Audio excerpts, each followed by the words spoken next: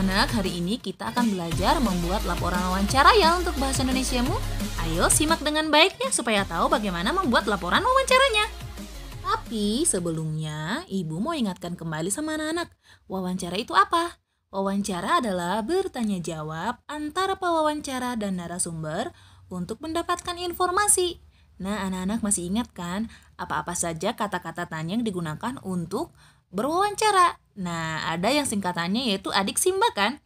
Apa, di mana, kapan, siapa, mengapa, dan bagaimana. Nah, sekarang kita pelajari yang berikutnya, yaitu laporan wawancara. Nah, anak-anak, laporan hasil wawancara itu ada 6 bagian. Yang pertama namanya latar belakang. Kemudian ada maksud dan tujuan. Ada yang ketiga topik wawancara.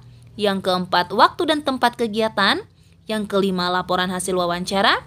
Dan yang keenam adalah kesimpulan. Kita bahas satu-satu ya. Nah, kita bahas yang pertama ya, yaitu latar belakang. Latar belakang adalah alasan melakukan wawancara.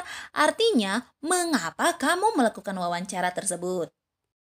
Contohnya, jika dia diberikan tugas untuk melakukan wawancara oleh gurunya, maka dibuatlah latar belakangnya adalah mendapat tugas dari guru untuk mewawancarai tentang apa misalnya. Seperti itu ya. Yang kedua adalah maksud dan tujuan. Artinya apa? Yaitu tujuan dilakukannya wawancara. Dengan kata lain, untuk apa kamu melakukan wawancara tersebut? Contohnya, untuk menggali informasi tentang apa misalnya ya, atau untuk mengetahui tentang apa misalnya. Seperti itu ya. Kemudian yang ketiga adalah topik wawancara. Artinya apa? Topik wawancara disebut juga dengan judul atau tema wawancara. Jadi apa judulnya atau apa temanya ditulislah di topik wawancara. Kemudian yang keempat adalah waktu dan tempat kegiatan. Artinya waktu dan tempatmu melakukan wawancara. Di sana ada tertuang 3, yaitu hari dan tanggal. Jadi anak-anak tuliskan hari dan tanggalnya. Kemudian ada waktunya. Waktunya ini misalnya dari pukul berapa sampai pukul berapa. Dan yang terakhir adalah tempatnya. Artinya di mana kamu melakukan wawancaranya. Kalau sudah, berikutnya kamu membuat laporan hasil wawancara. Di sana kamu harus menuliskan narasumbernya, siapa nama narasumbernya.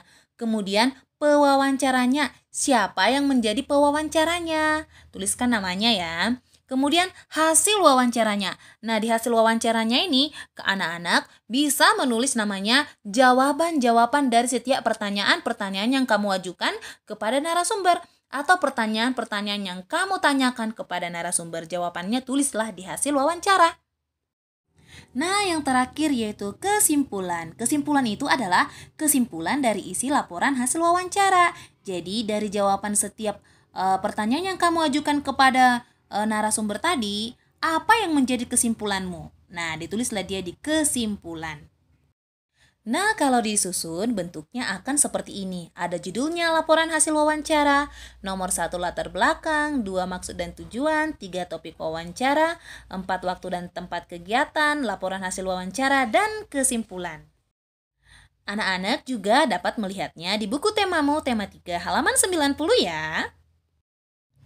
Oke anak-anak, sekian pelajaran kita ya anak-anak. Semoga anak-anak setelah menonton video ini paham bagaimana cara menulis laporan hasil wawancara. Untuk tugasmu Ibu akan kirim di WhatsApp grup ya. Oke, semangat, bye-bye.